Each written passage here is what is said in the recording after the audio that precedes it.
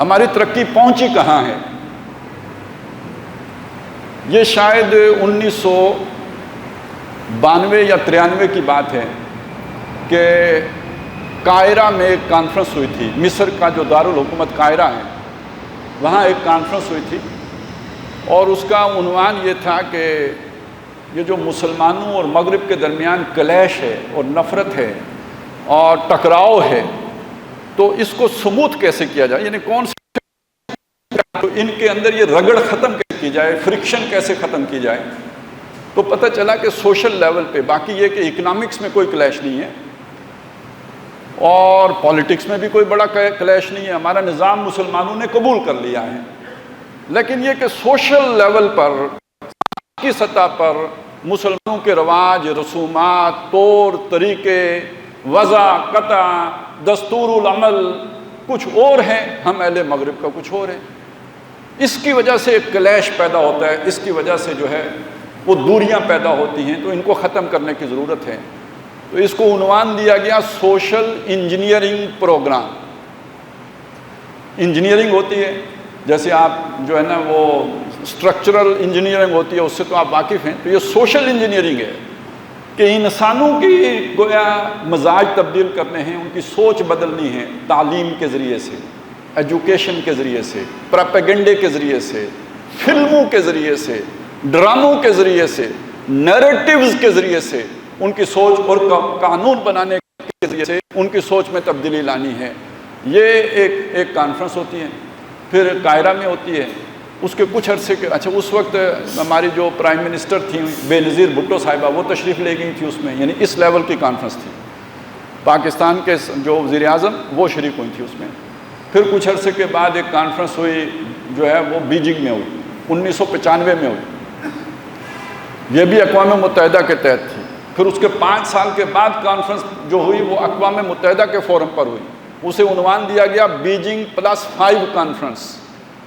یہ اب پرویز مشرف صاحب کا دور تھا، روشن خیالی ہماری چاروں طرف ٹپک رہی تھی، برس رہی تھی، اور یہ ایک روشن خیالی کا ایجنڈا تھا جو سوشل انجینئرنگ کا ایجنڈا تھا.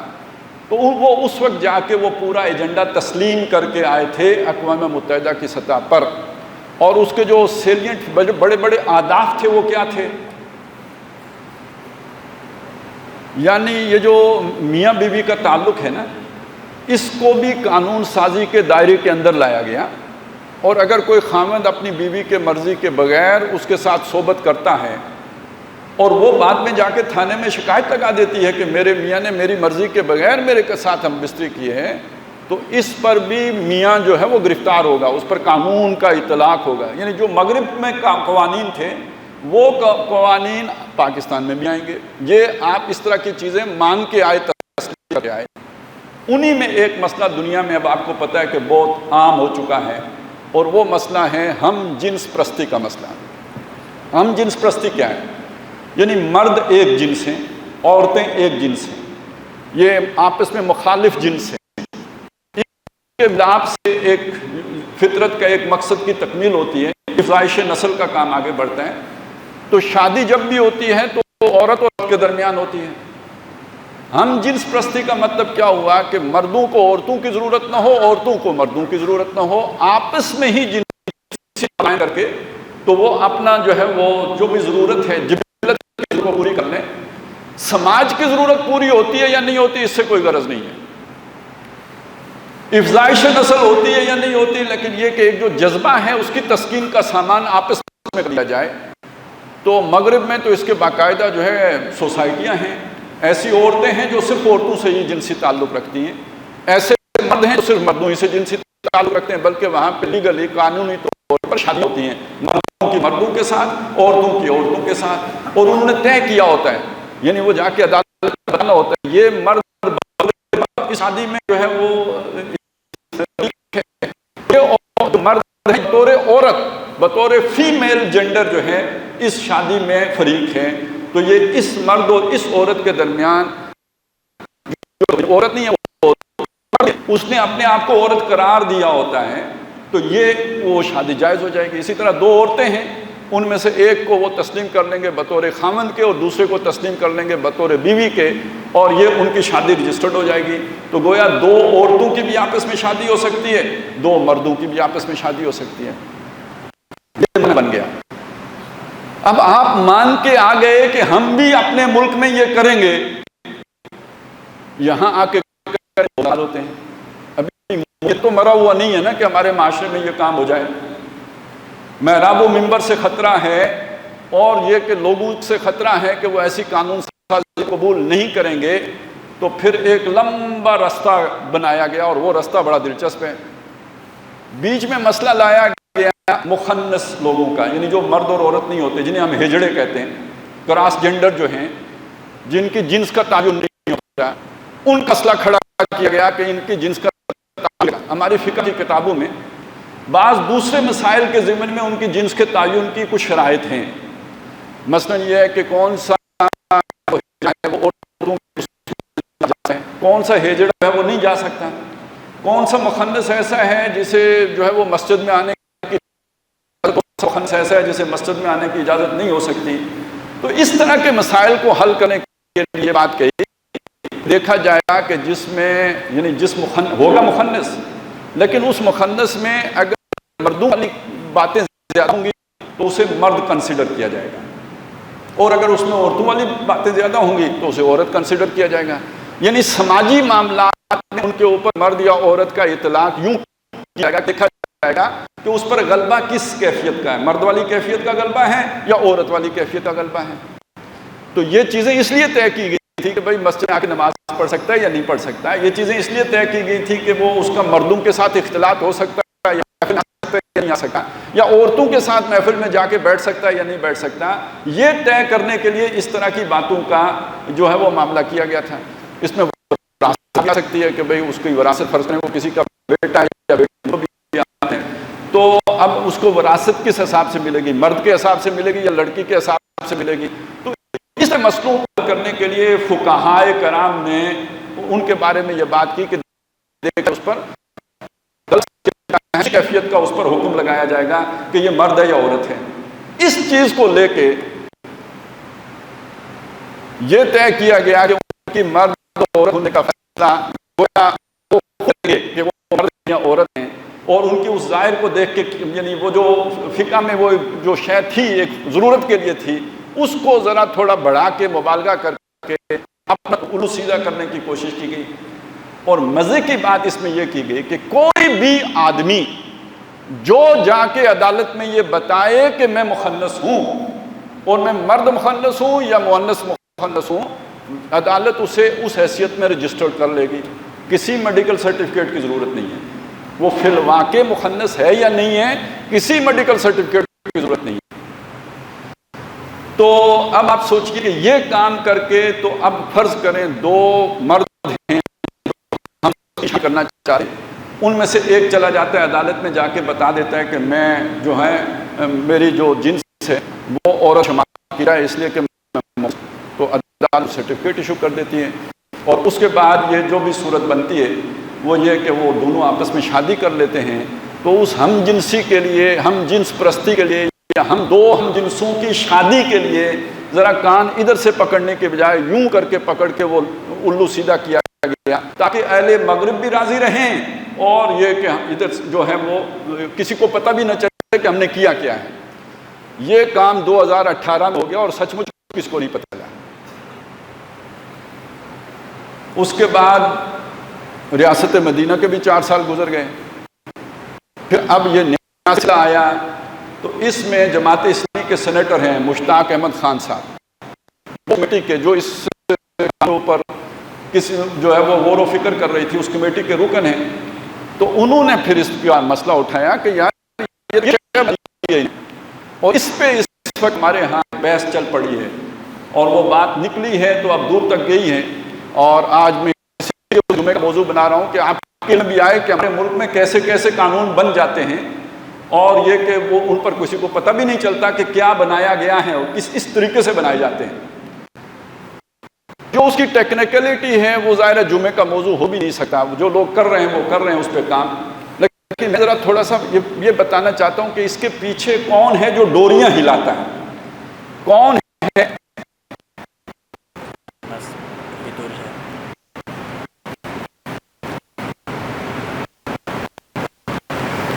کون ہے کہ جو ڈوریاں ہلاتا ہے؟ کون ہے منصوبہ کس کا ہے؟ تو اس لیے میں نے یہ 4 آیتیں تلاوت کی تھی. میں پہلے ان کا ترجمہ کر لیتا ہوں. بات ہم شروع سے چلاتے ہیں تاکہ پوری بات صحیح سمجھ آ جائے. فرمایا قلنا للملائکۃ اسجدوا لآدم. آج مجھے آپ کو یاد کرنا چاہیے وہ واقعہ کہ جب ہم نے حکم دیا فرشتوں سجدہ کرو آدم کو، یعنی ہمارے جد سجدہ کرو. سجدہ کیوں کیا جاتا ہے؟ عزت دینے کے لیے کیا جاتا ہے. ایک شخصیت کی عظمت ہے، اس کا مقام ہے، اس کا مرتبہ ہے. تمام فرشتے اس کے آگے جھک جاؤ. اس سورہ مبارکہ میں آیا وَلَقَدْ كَرَّمْنَا بَنِي آدم. ہم نے بنی آدم کی بڑی عزت کی، انہیں بڑی تکریم دی. ہم نے ہم انہیں اٹھائے پھر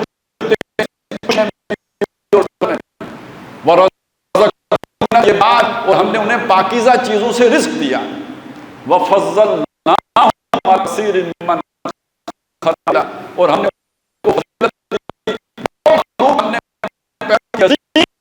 ہم نے اس بنی آدم کو فضیلت دی، ان کا رتبہ بلند، ان کو عزت دی، انعام مرتبہ بلند تھا. تو ہم نے تو ان کو اتنی بڑھ دی. اسی فضیلت کے اظہار کے لیے اللہ تعالیٰ نے فرشتوں کو حکم دیا کہ اس کے آگے جھک جاؤ، تاکہ یہ تم سے افضل ہے، یہ تم سے بہتر. اللہ تعالیٰ نے اس کی تکریم کی ہے تو جھکو اس کے آگے. فسجدوا، یعنی انسان کی عظمت کا یہ پہلو ذہن میں رکھیں. قرآن مجید یہ بتاتا ہے کہ فرشتوں کو حکم ہوا سجدہ کرو تو سب نے سجدہ کیا. فرشتے دیکھیے، حضرت جبریل بھی فرشتہ ہیں، یہاں کوئی استثناء نہیں ہے، سب نے سجدہ کیا. دوسری جگہ آتا ہے فسجدوا کلہم اجمعین. کل کے کل نے، سارے کے ساروں نے سجدہ کیا. تو اللہ نے تو انسان کو یہ بنایا. آج انسان کہتا ہے میں بندر کی اولاد ہوں. سمجھ آئی؟ تو دشمن کے بچوں کو اس لیے پڑھایا جاتا ہے کہ جس کو اللہ تعالیٰ نے یہ عظمت دی ہے وہ بچے کل یہ سمجھیں کہ میں بندر کی نسل ہوں. تو وَإِذْ قُلْنَا لِلْمَلَائِكَةِ اسْجُدُوا لِآدَمَ فَسَجَدُوا إِلَّا إِبْلِيسَ. سوائے ابلیس کے. یہاں سلسلہ کلام ایسا ہے کہ جسے لگتا ہے شاید ابلیس بھی فرشتہ تھا. نہیں، اس سے اگلی صورت میں وضاحت آ گئی ہے وہ فرشتہ نہیں تھا. سورہ کاف میں یہ بھی 7واں رکوع ہے. سورہ کاف کے 7واں رکوع میں یہ آیت یوں ہی آئی ہے وَإِذْ قُلْنَا لِلْمَلَائِكَةِ اسْجُدُوا لِآدَمَ فَسَجَدُوا إِلَّا إِبْلِيسَ كَانَ مِنَ الْجِنِّ. وہ جو ابلیس تھا وہ جنوں میں سے تھا، فرشتہ نہیں تھا. لیکن عبادت کر کر کے فرشتوں کے ساتھ ان کی جماعت میں شامل ہو گیا تھا. تو فرشتوں کو سجدے کا حکم ہوا تو اس کو بھی سجدے کا حکم ہوا کہ تو بھی سجدہ کر. اب اس نے جواب کیا دیا؟ اس نے کہا کالا میں سجدہ کالا اسجد لمن خلقت طینا. کیا میں سجدہ اس کو کروں جس کو تو نے مٹی سے، ایک گارے سے بنایا ہے؟ یہ اس نے کیا بات کی؟ یہ سورہ اعراف میں بتایا گیا. وہاں یہ بتایا گیا کہ اس نے یہ بات کہی کہ میں کیوں سجدہ کروں اس کو جس کو تو نے مٹی سے بنایا. خلقتنی من نار و خلقتہ من طین. مجھے تو نے آگ سے بنایا، اسے تو نے مٹی سے بنایا. کیا مطلب؟ انا خیر منہ، میں اس سے بہتر ہوں. اس لیے کہ مٹی کے مقابلے میں اچھی ہے. جو آگ کا بنا ہو اس کو فضیلت ہونی چاہیے، تو فضیلت تو میری ہے. اس کو کیوں فضیلت دے دی نے؟ میں اسے سجدہ نہیں کرتا. اعلیٰ کمر کو اور اپنے سے گھٹیا کو سجدہ نہیں کر سکتا، میں اس سجدہ نہیں کروں گا. اس کا مطلب کیا ہے؟ وہ اپنے آپ کو بڑھیا سمجھتا تھا، انسان کو گھٹیا سمجھتا تھا. سمجھ آ گئی بات؟ یہ بہت اہم نکتہ ہے، اسے سمجھیے. انسان کو کمتر سمجھتا تھا، اپنے کو اعلیٰ سمجھتا تھا، انسان کو گھٹیا سمجھتا تھا. اللہ نے انسان کو بلند مقام دیا، یہ وہ ہضم نہیں کر سکا. اس نے اعتراض کر دیا اسجد لمن خلقت طینا. کالا، اگلی بات اس نے کہی حاضل لذی، ذرا دیکھ ہے اس شخص کو، حاضل لذی، اس کو ذرا دیکھ تو، لَإِنْ كَرَّمْتَ عَلَيَّ، جس کو تو نے میرے اوپر فضیلت دے دی، یعنی بڑا تو میں ہوں لیکن تو نے اس کو بڑا بنایا، ذرا اس پر اسے دیکھ، اگر تو جس کو تو نے فضیلت دی ہے اس کو دیکھ، لَأَخَّرْتَنِي إِلَىٰ يَوْمِ الْقِيَامَةِ، اگر تو مؤخر کر دے، ڈیل دے دے، موقع دے دے قیامت تک، ذرا مقابلہ ہو جائے نا، تو کہتا ہے یہ اعلیٰ ہے، میں کہتا ہوں میں اعلیٰ ہوں، تو ذرا مقابلہ کرنے کا موقع دے، مجھے چھوٹ دے، مجھے موقع مل جائے تو میں یہ ثابت کروں گا کہ میں اعلیٰ تھا اور یہ گھٹیا تھا۔ لَإِنْ أَخَّرْتَنِي إِلَىٰ يَوْمِ الْقِيَامَةِ لَأَحْتَنِكَنَّ ذُرِّيَّتَهُ إِلَّا قَلِيلًا، میں اس کی ساری اولاد کو لگا ڈال دوں گا، نہ مطلب کیا، ثابت کر دوں گا کہ گھٹیا ہیں، ثابت کر دوں گا کہ مجھ سے کمتر ہیں، ثابت کر دوں گا کہ یہ منصب تو نے فائز کیے ہیں اس منصب کے اہل نہیں ہیں، ثابت کر دوں گا کہ یہ کرام کے اور فضیلت کے قابل نہیں ہیں، یہ حیوانوں کی سطح پہ زندہ ہیں، یہ گھٹیا ترین مخلوق ہے، ان کو کوئی قانون، ان کو کوئی ضابطہ، کوئی اخلاق کچھ معلوم نہیں ہے، میں ان کو حیوانوں کی سطح پر لا کے پیش کر دوں گا، موقع تو دے مجھے۔ قال اذهب، یعنی موقع ہے، جا کے اپنے داؤ پیچ استعمال کر، فمن تبعک منہم، تو جو ان سے تیری تابعداری کرے گا، یعنی اس گھٹیا رستے پہ چلے گا جس پر تو انہیں لگائے گا، فمن تبعک منہم فإن جہنم جزاؤکم جزاء موفورا، تو تم کا ٹھکانہ دوزخ ہوگا جو تمہارے لیے وافر بدلہ ہوگا، تمہارے کیے کا پورا پورا بدلہ ہوگا۔ اب اللہ تعالیٰ نے جس جب شیطان نے چیلنج کر دیا تو اللہ تعالیٰ نے انسان کو اس جگہ پر فائز کرنا ڈیفر کر دیا، مؤخر کر دیا، اور شیطان کو اپنا کھیل کھیلنے کا موقع دے دیا کہ اب جو انسان اپنا پوٹینشل پروو کرے گا وہ اس منصب پر فائز ہوگا، اور جو تیری باتوں میں آ کے اپنا مقام و مرتبہ کھوٹا کر دے گا وہ دوزخ میں جائے گا، وہ بلیک ہول میں جائے گا، اب اس کے لیے کوئی آگے بڑھنے کا چانس باقی نہیں رہے گا۔ یہ ایک نیا یہ موڑ آ گیا ہے اس بات میں۔ شیطان چیلنج نہ کرتا تو وہ بات بڑی سموتھلی چلتی، اگلے منصب پر ہم فائز ہو، شاید یہ سارا آزمائش سے جاتی، لیکن یہ کر دیا تو اب اس کا ایک لاجیکل جو ہے نا وہ ریزلٹ یہ نکلا کہ ٹھیک ہے اب میدان حاضر ہے، گھوڑا بھی حاضر ہے، تو اب جو اپنی برتوں کرے گا وہی اس منصب پر فائز ہوگا، نہیں تو جو باقی خوب کھاتے، وہ خوب کھاتے ہی اصل میں بلیک ہول ہے نا، وہی دوزخ ہے، تو دوزخ میں جائیں گے وہ۔ وَاسْتَفْزِزْ مَنِ اسْتَطَعْتَ مِنْهُمْ بِصَوْتِكَ، جاؤ ان میں سے جس کو چاہو اکھاڑ پھینکو اپنی آواز کے ذریعے سے، جادو، آواز کا جادو جگاؤ۔ ہوتا ہے نا بعض لوگ ان کے گلے میں بھگوان بولتا ہے، کہتے ہیں موسیقی روح کی غذا ہے، تو جاؤ ان کی خبیث روحوں کو اپنی موسیقی کی جو ہے غذا پیش کرو، انہیں اس میں مبتلا کرو۔ وَأَجْلِبْ عَلَيْهِمْ بِخَيْلِكَ، اور ان پہ اپنے جو ہے وہ دوڑاؤ ساتھ، وَرَجْلِكَ، اور پیادہ، وَشَارِكْهُمْ فِي الْأَمْوَالِ وَالْأَوْلَادِ، ان کے ساتھ پارٹنرشپ کرو، مشارکت کرو، ان کے مالوں میں بھی، حرام کے مال کمانے کے رستے بتاؤ انہیں، اولاد میں بھی پارٹنرشپ کرو، حرام کی اولاد پالنے کے اور بنانے کے طریقے بھی بتاؤ انہیں۔ اب یہ ہے وہ نقطہ، اسے سمجھیں، مال کا حرام ہونا تو آپ کو سمجھ میں آ گیا نا، یہ اولاد کا حرام ہونا کیا ہے؟ تو جیسے مال کمانے کے جائز راستے بھی ہیں اور ناجائز راستے بھی ہیں، جائز راستوں سے کمایا جائے تو حلال ہے، اور ناجائز راستوں سے حاصل کیا جائے مال تو حرام ہے۔ جائز راستے وہ ہیں جو رحمان نے بتائے ہیں، ناجائز راستے کون سے ہیں؟ جو شیطان نے بتائے ہیں۔ تو سمجھ لیجئے جیسے مال کمانے کے جائز راستے بھی ہیں اور ناجائز راستے بھی ہیں، ایسے بچے پیدا کرنے کے جائز راستہ بھی ہے اور ناجائز راستہ بھی ہے۔ جائز راستہ نکاح ہے اور ناجائز راستہ زنا ہے۔ قرآن نے ہمیں اسی سورت مبارکہ میں یہ حکم دیا، وَلَا تَقْرَبُوا الزِّنَا، زنا کے قریب نہ جانا، إِنَّهُ كَانَ فَاحِشًا، یہ بہت بے حیائی کی بات ہے، وَسَاءَ سَبِيلًا، راستہ بھی بہت برا۔ نکاح کی طرف آنا ہے، یہ آپ کو نبی بتائیں گے، یہ آپ کو اللہ کی کتابیں بتائیں گی، اور شیطان کون سا رستہ بتائے گا؟ وہ زنا کا رستہ بتائے گا۔ اب بس اسے ذہن میں رکھیے گا، یہ چیز ساری ذہن میں رکھے، ہم آگے چلتے ہیں۔ وَعِدُوا، انہیں امیدیں دلاؤ، لمبی عمر کی، دنیا مزید بنانے کی، کاروبار خوب جمانے کی امیدیں دلاؤ۔ وَمَا يَعِدُهُمُ الشَّيْطَانُ إِلَّا غُرُورًا، اور شیطان کی جو وعدے ہیں اور جو وہ امیدیں دلاتا ہے اور جو سبز باغ دکھاتا ہے وہ سب دھوکے کا سامان ہوتا ہے، سب فراڈ، سبز باغ دکھاتا ہے۔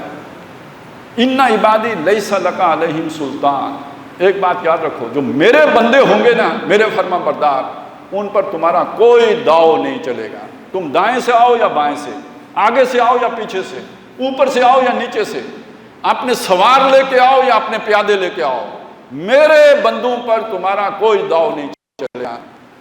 یہ جن میں گند ہوگا وہی تمہاری طرف لپکیں گے۔ ان عبادی لیس لک علیہم سلطان وکفا بربک وکیلا، اور کام بنانے کے لیے تیرا رب کافی ہے۔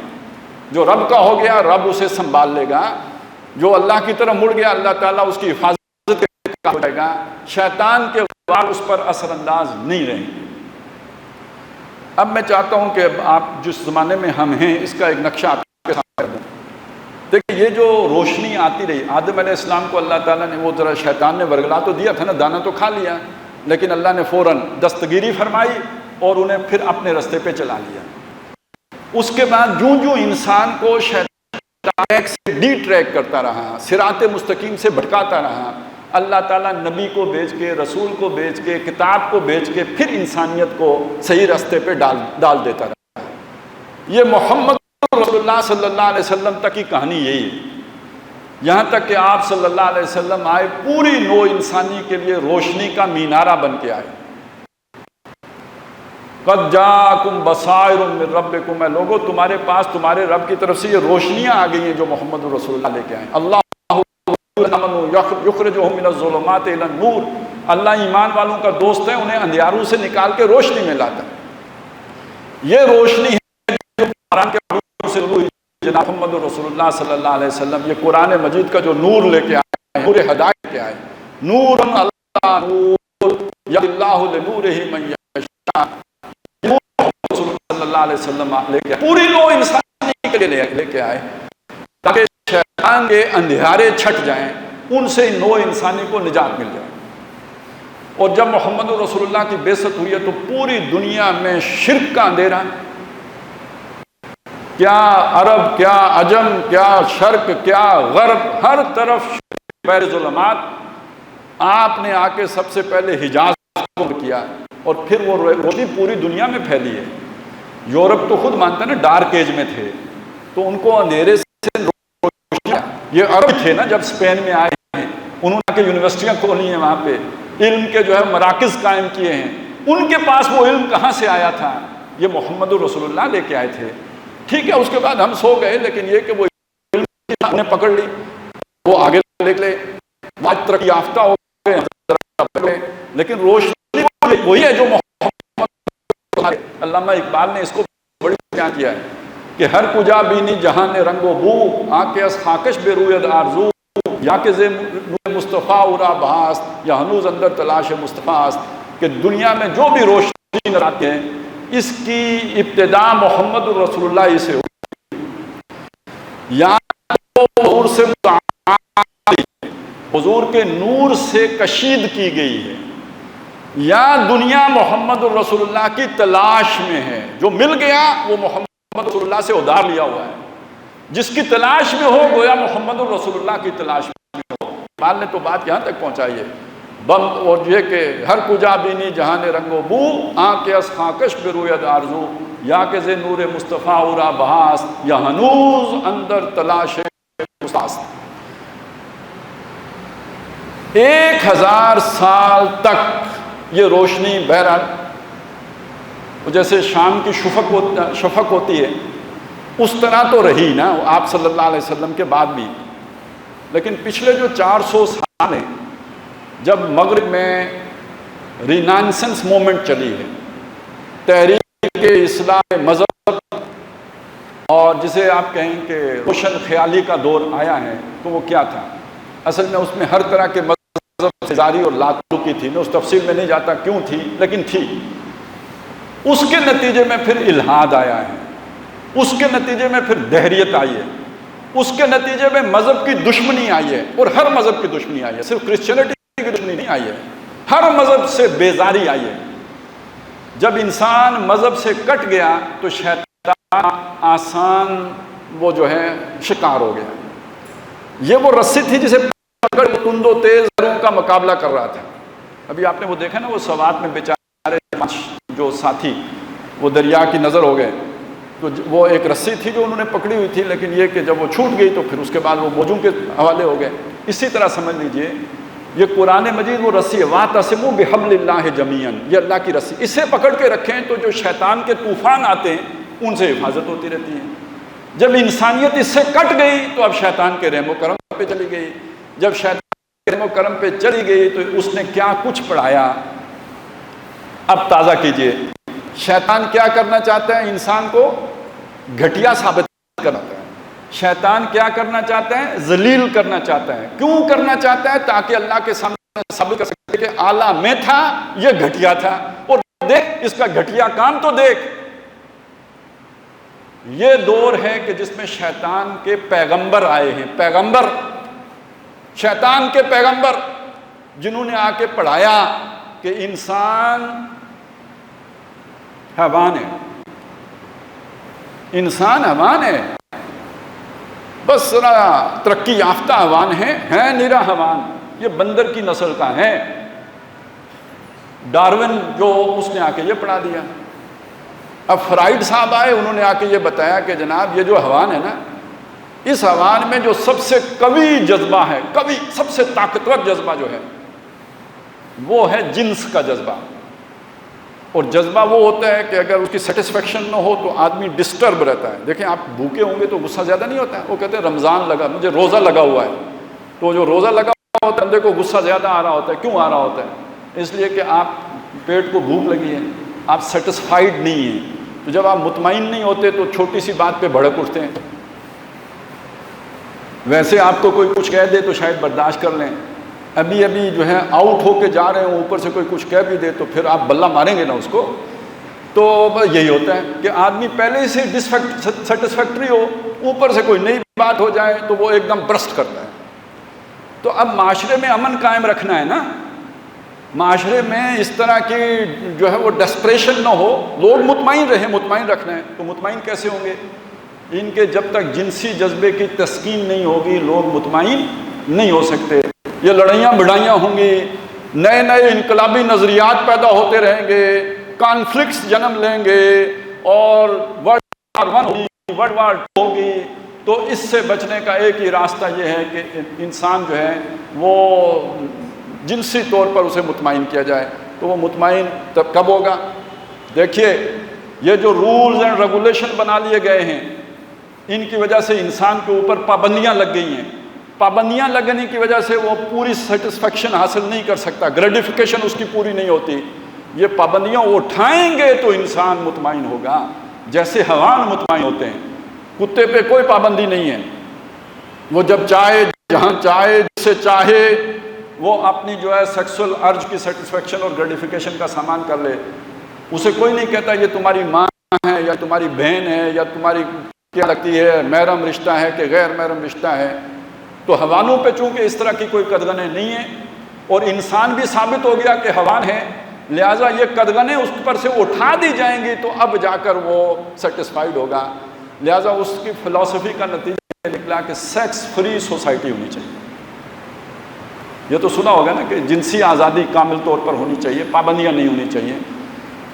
تو ویسے مولوی بہت سے لوگوں کو اس وجہ سے بھی برا لگتا ہے کہ دیکھیں نا کتنا اچھا حالات ہوتے ہیں مغرب میں، آپ کی طبیعت کچھ مچ رہی ہے، سی سائڈ پہ چلے جائیں، بیچ کسی پہ، تو تتلیاں جگمگا رہی ہیں، ڈگمگا رہی ہیں، تو مطلب بندہ بالکل مطمئن ٹھنڈا ٹھار ہو کے واپس آئے گا۔ ادھر مولوی نے بڑی گھٹن پیدا کر کے رکھی ہوئی ہے، خدا اس کا بیڑا غرق کرے، لوگوں کو خوشیوں کی طرف تو بالکل نہیں جانے دیتا۔ تو تو یہ اصل میں کوئی ایجوکیشن ہے نا جس کے نتیجے میں مولوی اتنا پیڑا لگتا ہے. شیطان نہیں پیڑا لگتا,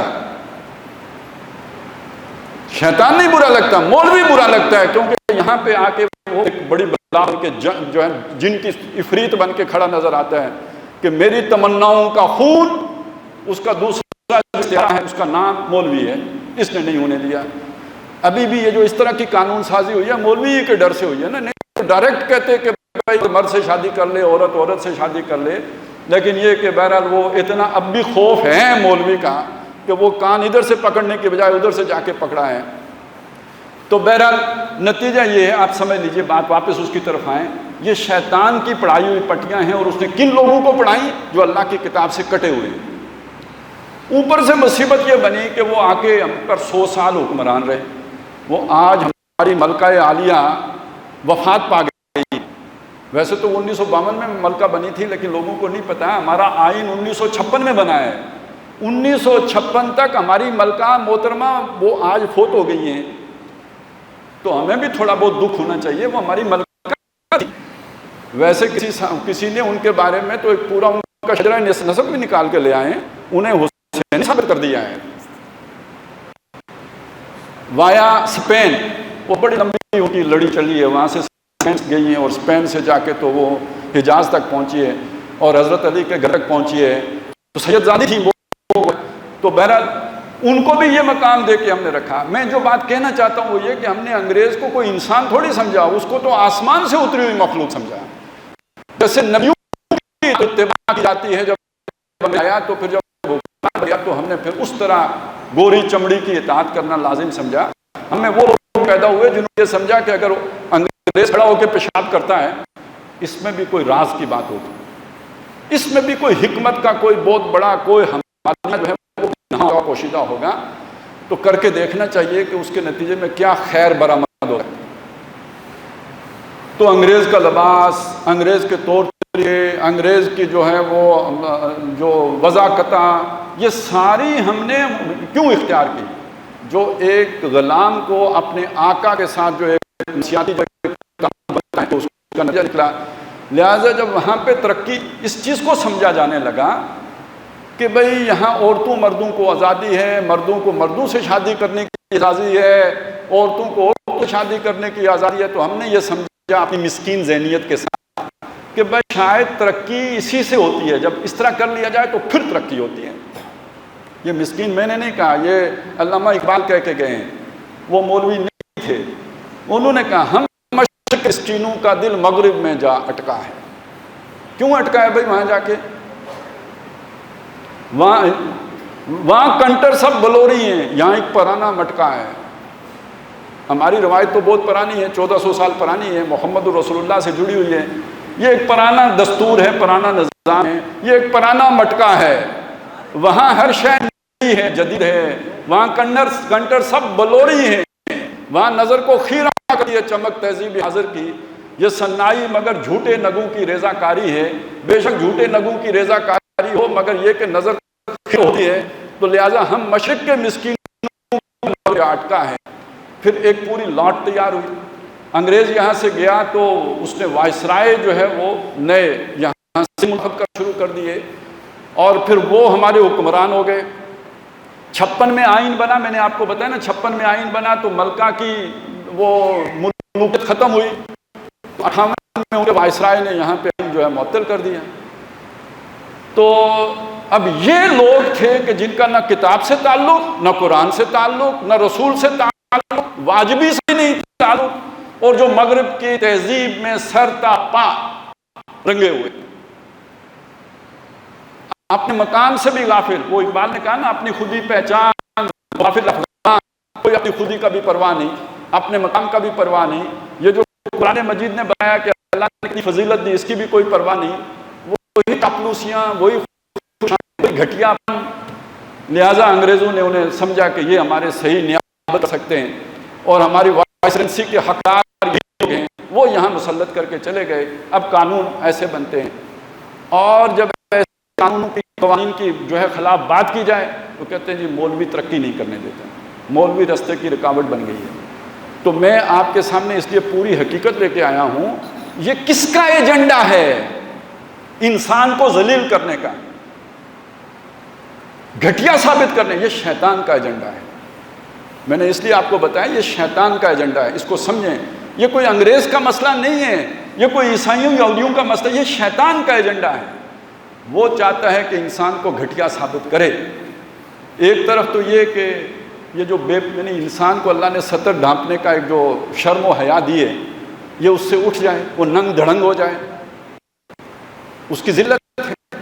قرآن مجید نے انسان کی شرمگاہ کے لیے جو لفظ استعمال کیا ہے، سوا، بری جگہ، یعنی جو دیکھنے میں بھلی معلوم نہیں ہوتی، انسان کا عیب ہے، انسان کے لیے وہ باعث شرم ہے، باعث ندامت ہے۔ اس کو ڈھانپ کے رکھو، یہ تمہارے لیے خوبصورتی ہے، آرائش ہے۔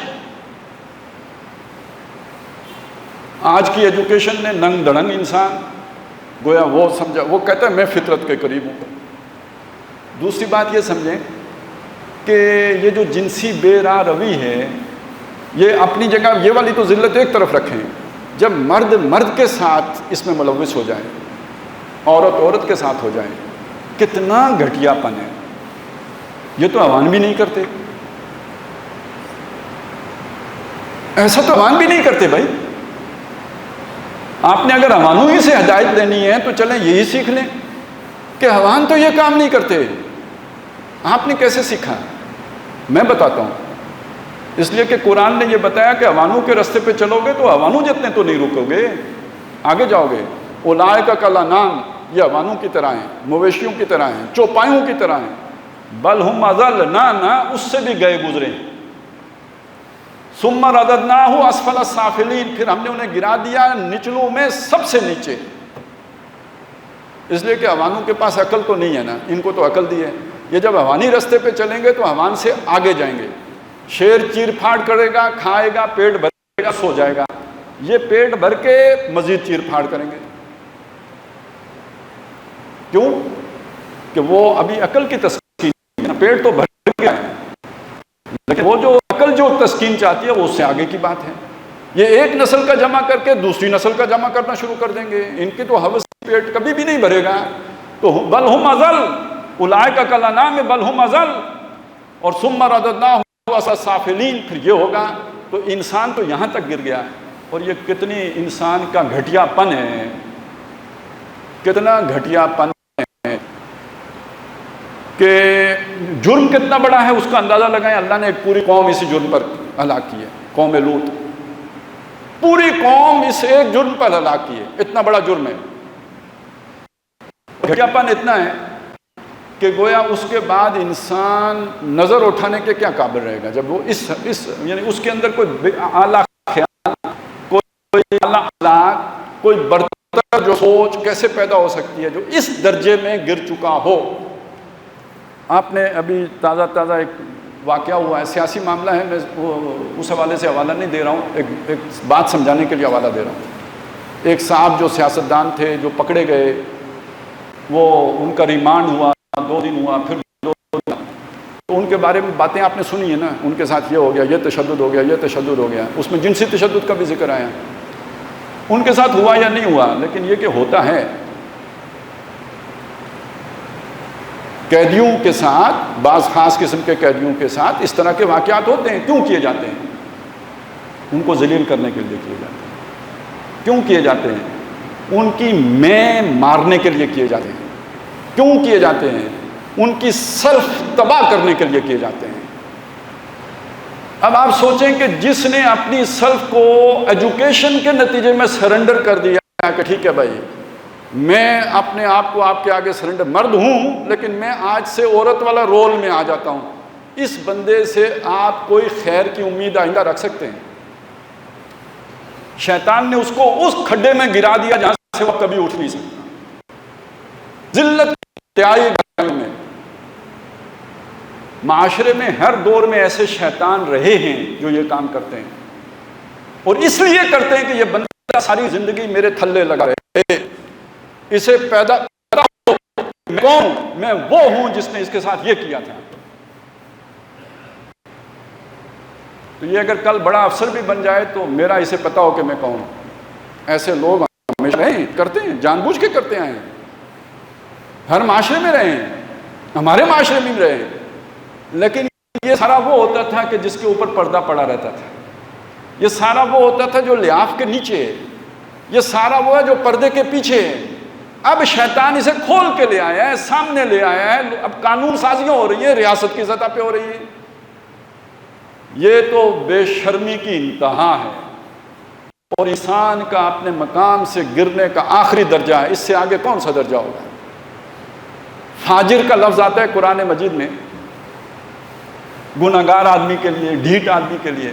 فاجر کا لفظی مطلب ہوتا ہے، فجر ہوتی ہے نا، جیسے اندھیرا چھٹ گیا، پھٹ گیا، سپیدہ یہ سحر نودار ہو گئی، ڈان پھٹ کے پو پھٹنا، یہ فجر ہے، یعنی کوئی شٹی اس کے اندر سے نکل آئی، یہ فجر ہے، فاجر پھٹ جانے والا۔ لیکن شیخ الہند محمود الحسن دیوبندی نے اس کا ترجمہ کیا ڈھیٹ۔ پورے قرآن میں جہاں بھی فجر کا لفظ آیا ہے اس کا ترجمہ انہوں نے ڈھیٹ کیا۔ میں سوچ میں پڑ گیا کہ بھئی اس کا ترجمہ بنتا ہے تو پھٹنے والا، انہوں نے ڈھیٹ ترجمہ کیوں کیا؟ تو جو بات سمجھ میں آئی وہ یہ کہ اللہ تعالیٰ نے انسان کو جہاں پیدا کر کے ایک جسم دیا ہے، ہمارے سارے اعضائے رئیسہ اس جسم کے اندر ہیں، باڈی کے اندر ہے، اوپر اللہ نے ایک جو ہے نا وہ ڈھانچہ کھڑا کر دیا، اس کے اندر سارے رکھے ہیں، ایک تحفظ دیا، اس کے اوپر ایک روحانی باڈی بھی دی ہے، ایک پردہ ہے، ایک چادر ہے جو اللہ نے عطا کیا، وہ حیا کی چادر ہے، وہ شرم کی چادر ہے۔ جب اللہ انسان اس شرم کو مار دیتا ہے، اس حیا سے آزاد ہو جاتا ہے، وہ نہیں کہا کسی نے کوئی شرم ہوتی ہے کوئی حیا ہوتی ہے، تو جب نہ شرم رہے نہ حیا رہے، اس کا مطلب وہ چادر آپ نے پھاڑ دی ہے، اب اندر سے جو نکلے گا وہ فاجر ہوگا، اور فاجر ہوگا کا مطلب کیا؟ ڈھیٹ ہوگا، وہ منہ پہ جھوٹ بولے گا، اسے کوئی پرواہ نہیں کہ لوگ مجھے جھوٹا سمجھ رہے ہیں، وہ لوگوں کے سامنے الٹی پلٹی حرکتیں کر لے گا، وہ الٹا پلٹا ہو چکا ہے نا۔ شیطان نے اسے اپنے تربیت سے گزار کر ڈھیٹ بنا دیا، اب اس کا پورا کردار ڈھٹائی والا کردار ہے، اب اس میں کوئی خیر باقی نہیں رہا، اس کی شرم کی چادر پھٹ چکی ہے۔ تو دیکھنے کو یہ ایک ہلکا سا قانون ہے، دیکھنے کو یہ ایک معمولی سی بات ہے، دیکھنے کو آپ اسے سمجھیں گے مولوی صاحب کی حساسیت ہے، لیکن یہ معاشرے کو تباہ کر دینے والی بات ہے، یہ پورے معاشرے کو غلط ساء سبیلا تمدن کی جڑ کاٹ دینے والی بات ہے۔ اللہ تعالیٰ جو حکیم ذات ہے وہ تو اس کے بارے میں یہ سمجھتی ہے، ہم اس کے بارے میں اگر ہمارا حساسیت کند ہو جائے، ہمارے اندر اس کے خلاف جذبات نہ پیدا ہوں، اس کے خلاف ہم آواز نہ اٹھائیں، تو پھر بے شرمی کی کوئی چادر ہے جو ہم نے بھی اوڑھ لی ہے۔ اللہ تعالیٰ اس سے ہمیں بچائے، ہمیں اس کی حساسیت کا احساس عطا فرمائے، اس کے خلاف ہمیں جدوجہد کرنے کی توفیق عطا فرمائے، اس کی ہمت عطا فرمائے، جو لوگ اس کے لیے محنت کر رہے ہیں ان کا ساتھی بننے کی توفیق عطا فرمائے، ان کے ساتھ تعاون کرنے کی توفیق فرمائے، اور ایسا نہ ہو کہ کل میں اللہ کے سامنے کھڑا ہوں اور ادھر کھڑا شیطان مسکرا رہا ہو کہ اللہ اس کو میرے اوپر فضیلت دی تھی، دیکھ اس کی کرتوت، دیکھ یہ جو کر کے آیا ہے، دیکھ اس کی حرکتیں، دیکھ اس کا گھٹیا پن، دیکھ اس کے کارنامے، دیکھ جو یہ سرجام لے کے آئے ہیں۔ یہ سوچ ایک دن اللہ کے سامنے پیش ہونا ہے تو ہم پر شیطان اس وقت ہنس نہ رہا ہو، اور ہماری وہاں پیشی جو ہے ہماری شرمندگی ہو۔ ظاہر ہے اللہ تعالیٰ نے ایک مقابلہ تو شیطان نے اللہ سے لگایا نا کہ یہ گھٹیا ہے، اس کو میں ثابت کروں گا کہ یہ گھٹیا ہے، تو اللہ کی بات کی لاج بھی تو رکھنی ہے نا آپ نے۔ تو اللہ تعالیٰ توفیق دے کہ ہم وہاں کی شرمندگی سے بچ جائیں اور اگلی نسل کو برباد ہونے سے بچانے کے لیے ابھی سے اقدامات کریں۔ ہمارے حکمرانوں کو اللہ تعالیٰ شعور عطا فرمائے، ان کو سمجھ دے، ان کو عقل دے، ان کی باطنی آنکھ کھولے کہ ان کو یہ باتیں سمجھ آئیں کہ یہ جو NGOs آ کے انہیں پٹیاں پڑھاتی ہیں، یہ در حقیقت شیطانی ایجنڈے ہیں جو مسلط کرتی ہیں، ان پر چوکنا ہونے کی ضرورت ہے، لاکھولا پڑھنے کی ضرورت ہے، نہ کہ ان کو نافذ کرنے کی۔ تو اللہ تعالیٰ ہم سب کو شعور عطا فرمائے اور ہمارے معاشرے میں جو برائیاں اور گمراہیاں پھیل رہی ہیں ان کے خلاف کمر ہمت کسنے کی توفیق عطا فرمائے۔ اقول قولی ھذا واستغفر اللہ لی ولکم ولسائر المسلمین والمسلمات۔